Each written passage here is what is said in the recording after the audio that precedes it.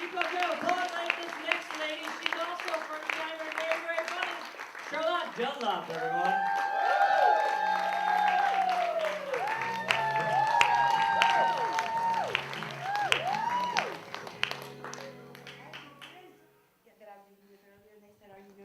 Hell no, I don't live here. And my daughter may be ashamed after I leave, but I'm not. And I want to tell you about my name. It came about a peculiar way. My mother was very progressive. She made it my name. She wasn't even a celebrity. I mean, you can see it was quite a few years ago. And my dad was in the military. He was overseas. He was German military Catholic, very rigid, not too much fun. My mother was Irish, uncensored, fun. She was just like a broken gum machine. Everything she thought just fell right out of her mouth.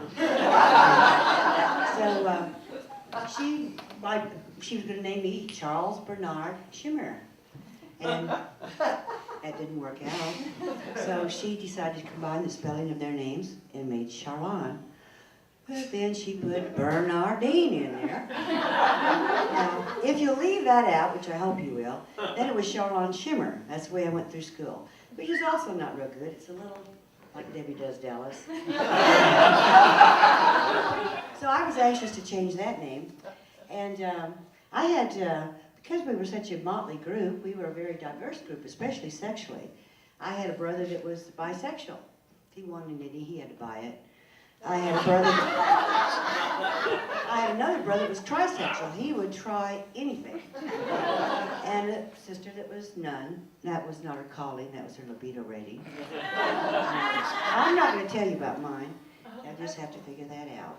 And, so I, as a young girl, posed for Playboy, and I was 18, and at that time you had to work to have that honor. You had to serve in one of their bunny clubs. Well, I was in California, believe it or not, that's where I'm from. I lived in the South so long, I don't sound like I'm from California. And so they said I would have to work in Chicago. And my mother said, "Oh, honey, you're so sweet, you're so young, you're so innocent. That would be such a jaded experience. Please don't do that." She just stayed on my case, so I decided not to do it. So I stayed home and married an ex-con. Well, actually, he wasn't an ex-con, he was sort of a serial con. But you know, it's not as bad as it sounds. I always knew where he was. He didn't cheat on me, at least not with other women. And we had designated phone times.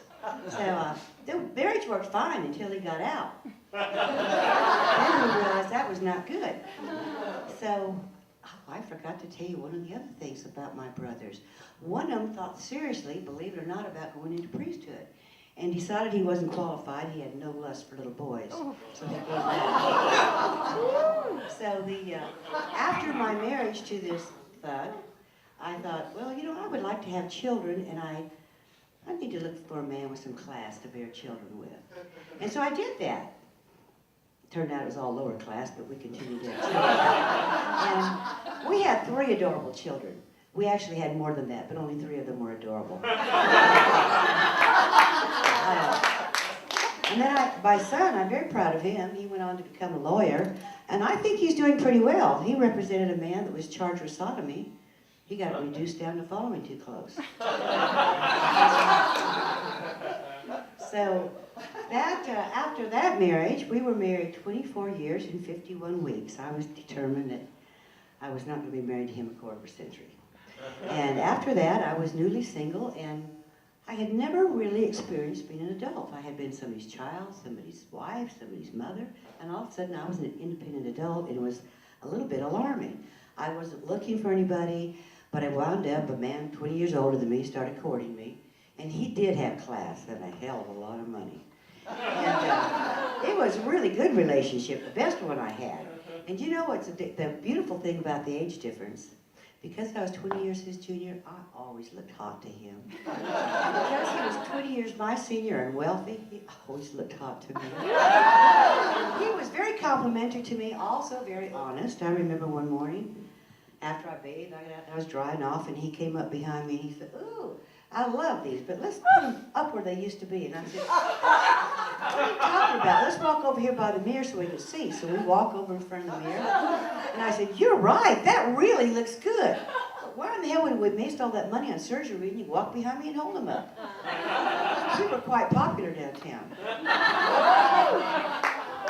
So after that marriage, we were together 23 years, had a good time, and I've been widowed for 3 years, and I got back in the dating game by Match.com and other things like that. I want to tell you, younger women, it's a different experience when you're older. You know, when you're young, men are always wanting you to accidentally touch their cock or they're going to show it to you. Would you like to see my appendectomy scar? Or my favorite, I have a colostomy bag. You want to see it? What is the advantage of that? Unless you're going to take a woman to an expensive restaurant, you know she's not going to really squat after that. I'll have a piece of toast. And so I've met some real strange guys. One of them had a fetish to shave off every hair on his body. But he did have one sexy attribute. He told me he wanted to get into my panties. Oh, Well, he meant that literally. He wanted to get into my panties. I was a little taken aback, and then I thought, what the hell? So I went in the room, opened the drawer, found a matching pair. They were kind of cute. Had fun. Then I'm now dating a guy who is also dating another woman. Does it bother me? Hell no. First of all, I've never been a jealous type, and she's older than I am. She's going to die first. I win. So that's the way things are going with men. I want to give some advice to younger women. When you are old enough that you're wearing corrective underwear and support turtlenecks, go ahead and lie about your age. But the thing is, lie up. You would be surprised how many compliments you get. And I tell people I'm 76, 78, they're like, oh my God, you look fantastic. Every once in a while you run into the asshole that believes it and you wish you hadn't said that. But it's been fun being out here. I hope you guys are all having a good time. Hi,